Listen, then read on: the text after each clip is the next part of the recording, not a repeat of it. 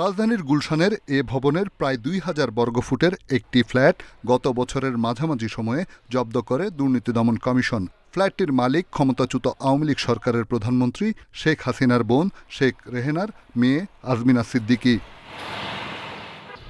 দুদকের মামলায় অভিযোগ করা হয়েছে, এই ভবনের প্লটটি ইস্টার্ন হাউজিংকে অবৈধভাবে পাইয়ে দেন টিউলিপ সিদ্দিকী, যার বিনিময়ে ফ্ল্যাটটি পান টিউলিপের বোন আজমিনা।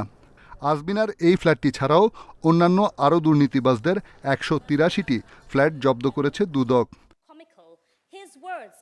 নানা দুর্নীতি আর অনিয়মের অভিযোগে ২০২৫ সালের জানুয়ারি থেকে চলতি বছরের মার্চ পর্যন্ত দেশে বিদেশে প্রায় ৪৩,০০০ কোটি টাকার স্থাবর অস্থাবর সম্পদ ক্রোক বা অবরুদ্ধ করেছে সংস্থাটি, যার মধ্যে রয়েছে জমি, বাড়ি, ভবন, ফ্ল্যাট, গাড়ি, দোকান, মার্কেট, জাহাজ, ব্যাংক হিসাব, সঞ্চয়পত্র, এফডিআর ও স্বর্ণালংকার।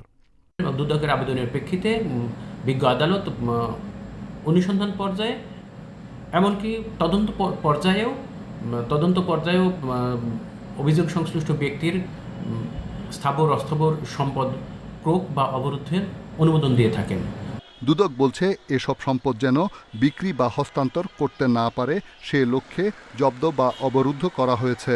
২০২৫ সালে অনেক অনুসন্ধান বা তদন্ত কার্যক্রমও বেড়ে গিয়েছিল। অনুসন্ধানের সংখ্যা যেহেতু বেশি, এ পর্যায়ে অনুসন্ধানকারী কর্মকর্তাগণ বিজ্ঞ আদালতে আবেদনের মাধ্যমে এই সম্পদ অবরুদ্ধ বা ফ্রিজ করেছেন। দুর্নীতির অভিযোগ থাকা এসব ব্যক্তি ও প্রতিষ্ঠানের সম্পদ আদালতের চূড়ান্ত রায় না হওয়া পর্যন্ত অবরুদ্ধ থাকবে বলে জানিয়েছে দুদক।